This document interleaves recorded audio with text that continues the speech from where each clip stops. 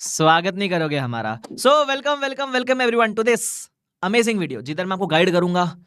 सबसे most asked question है आज के टाइम पे जो मेरे चैट बॉक्स में यही भरा पड़ा है कि सर सिंगल ग्रुप दे कि बोथ ग्रुप दे, क्योंकि बेचारे बच्चे जो एग्जाम दिए क्लियर नहीं कर पाए।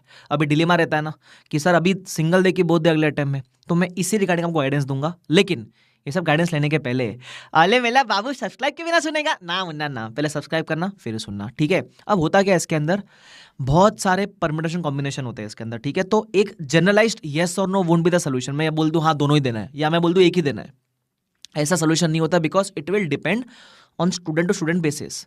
किसी स्टूडेंट की प्रिपरेशन अलग होती है, किसी ने ज़्यादा पढ़ाई कर लिया होता है, किसी ने पहले भी दोनों दिया होता है, किसी ने पहले एक ही दिया होता है। तो ऐसा बहुत सारी चीज़ें होती है। तो मैंने क्या किया, मैंने इस वीडियो में ना सारे परम्यूटेशन कॉम्बिनेशन कंसिडर करने का ट्राई किया है। और मुझे लगता है अगर आप ये वीडियो लास्ट तक देखोगे तो क्लैरिटी तो आ जाएगी कि सिंगल देना है कि बोथ देना है। मैं पूरी कोशिश करूंगा वो क्लैरिटी आपके लिए लाने के लिए, ठीक है। तो वीडियो लास्ट तक देखना। अच्छा, और जो भी एफआर को लेकर इंपॉर्टेंट अपडेट्स है मैं मेरे टेलीग्राम पे शेयर करूंगा, प्लीज़ वो ज्वाइन कर लेना, ठीक है। अब ध्यान दो इधर। सबसे पहली बात, सिंगल दे या बोथ, तो देखना पिछले अटेम्प्ट में आपने कितने ग्रुप दिए थे। अगर आपने पिछले अटेम्प्ट में सफिशिएंटली प्रिपेयर करके दोनों ग्रुप दिए थे, सफिशिएंटली मतलब तमीज से क्लासेस वगैरह की थी, हाँ रिवीजन की कमी रह गई होगी, राइटिंग प्रैक्टिस वाली कमी रह गई होगी, बट क्लासेस वगैरह कर ली थी आपने, और आपने बोथ दिए थे पिछले अटेम्प्ट में, तो आपको फिर इस अटेम्प्ट में भी बोथ ही देने चाहिए। काफ़ी लोग ऐसे होते हैं जो पहले दो दे रहे थे फिर सिंगल पे आ जाते हैं।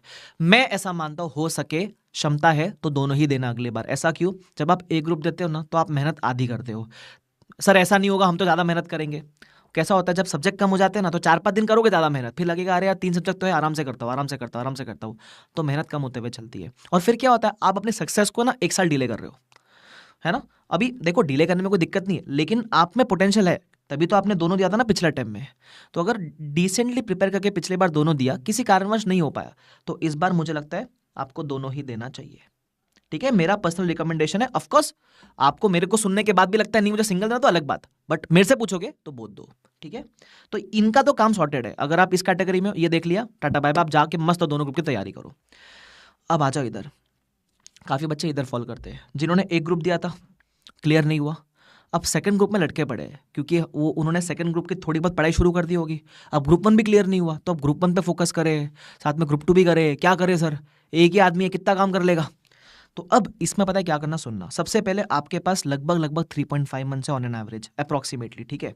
तो 105 दिन होते हैं 3.5 मंथ्स, 5 दिन निकाल दो, लास्ट दिन एफआर को दोगे तो आपके पास लगभग लगभग 100 डेज, 100 डेज आपके पास।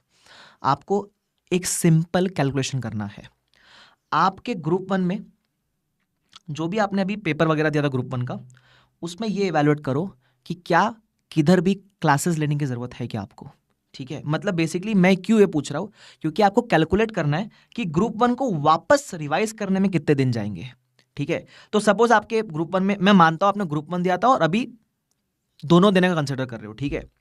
आपने suppose FR, AFM, audit, 3 subject है। अब आप देखो अगर आपको इन तीनों में क्लासेस की जरूरत नहीं लगती है, आपको सिर्फ सेल्फ रिवाइज करना बाकी है इसको, मतलब होता है ना क्लासेस तो पहले अच्छे से कर ली थी सर, थोड़ी रिवीजन में कमी रह गई, राइटिंग प्रैक्टिस में कमी रह गई, मॉक टेस्ट नहीं दिया था सर, तो सिर्फ वो काम बाकी है आपका। तो उस केस में you can consider going for both. Why both, क्योंकि उस केस में आपको ग्रुप 2 के लिए टाइम मिल जाएगा even if you have not started yet, है ना। अच्छा, मैं इसमें मेरा एक सिंपल प्रिजम्पशन है कि आप मेहनत बहुत करोगे, रोज 10 से 11 घंटा पढ़ोगे, वो करने रेडी हो तो हाँ। अगर आप बोलोगे नहीं नहीं सर मैं तो 5-6 घंटा पढ़ूंगा, फिर एक ही ग्रुप देना भाई, ठीक है, ध्यान रखना। तो मेहनत मेहनती आदमी के लिए बात कर रहा हूं मैं इधर। तो अगर आपको लगता है कि इसमें आपको कहीं भी क्लासेस लेने की जरूरत नहीं है, तो फिर आप बोथ दे सकते हो, क्योंकि ग्रुप 2 के लिए फिर पढ़ने का समय मिल जाएगा आपको। क्यों, क्योंकि ग्रुप 1 रिवाइज करने में 100 में से कितने दिन लगेंगे आपको, 45 days are more than sufficient. उसमें भी आप है ना कम से कम 2 से 3 रिवीजन कर लोगे आराम से, आराम से होता है। अरे पढ़ रखा है ना पहले अपन ने, रिवाइज तो करना है। अब ऑफकोर्स रिवाइजन में टाइम लगता है, तो पहला रिवीजन में आपने सपोज 25 डेज ले लिया, है ना, फिर आपने सपोज 12 दिन ले लिया, फिर जो भी बच्चे कुछ देना 8 दिन ले लिया, ऐसे आप 3 रिवीजन कर पाओगे इसके अंदर, ठीक है।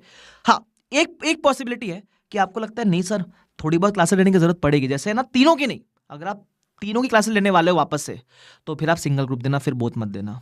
आई होप तुमको समझ रहा है मैं क्या कह रहा हूँ। तो अगर आपको ऐसा लगता है नहीं सर मैं क्लासेस तो नहीं लूंगा, सिर्फ ऑडिट की लेनी पड़ेगी मुझे क्योंकि ऑडिट में मेरे कम मार्क्स है, तो कोई बात नहीं, स्टिल यू कैन मैनेज। अच्छा, आप बोलोगे नहीं नहीं सर ऑडिट नहीं, मेरे को राइटिंग प्रैक्टिस करनी थी एफआर में, मेरे को एफआर की लेनी बाकी है, तो चलेगा। मतलब तीनों में से किसी एक की क्लासेस लोगे और बाकी दो को सेल्फ ही करना है, तो फिर आपको ग्रुप 1 ग्रुप 2 दोनों के लिए समय मिल जाएगा, प्रोवाइडेड आप हार्ड वर्किंग हो।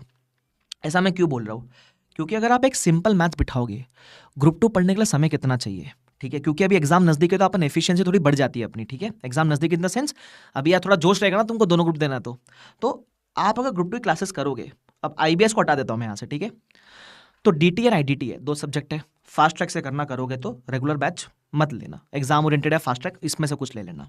तो लगभग क्लासेस में आपको दोनों सब्जेक्ट मिला के 250 से 300 आवर्स लग जाएंगे, डीटी एंड आईडीटी मिलाकर, ठीक है, 250 से 300 आवर्स, मतलब दिन का 10 घंटा पड़ेगा आदमी, तो ऑन एन एवरेज मान लो 28 दिन में क्लासेस हो जाएगी आपकी, 28 से 30 दिन में हो जाएगी, ठीक है।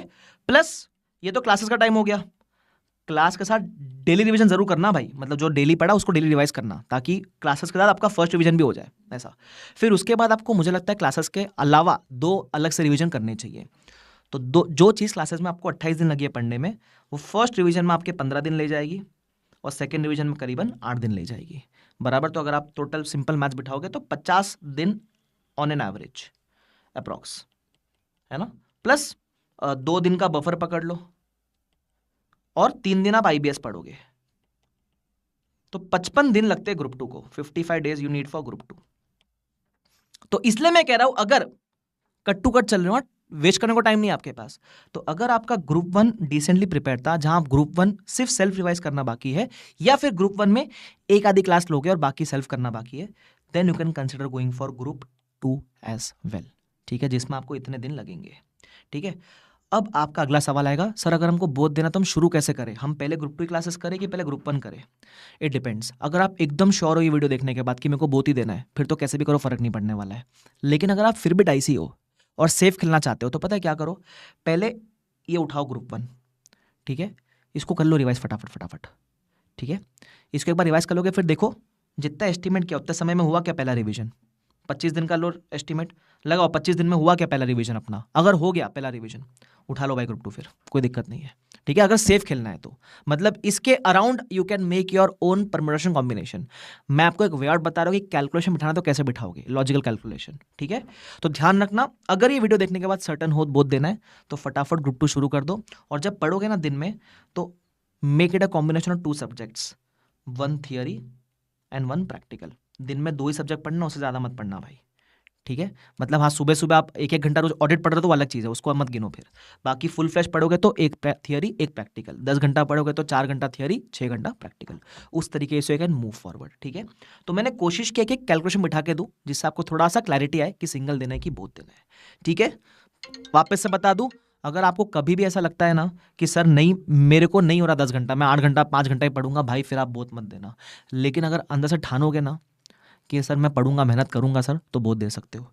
मेरे से पर्सनली पूछोगे ना, पर्सनली अब एज अ बिग ब्रदर बताता हूँ, सुनना, हो सके गो फॉर बोथ, पर्सनली बता रहा हूँ, ठीक है। मैं थोड़ा बोथ के फेवर में ज़्यादा रहता है, क्योंकि मुझे लगता है जब इंसान है ना बोथ प्रिपेयर करता है ना, तो अपनी लिमिट्स पुश करता है, ठीक है, वो मेहनत भी थोड़ी ज़्यादा करता है, और वो एग्रीगेट वाला फ़ायदा भी हो जाता है थोड़ा बहुत।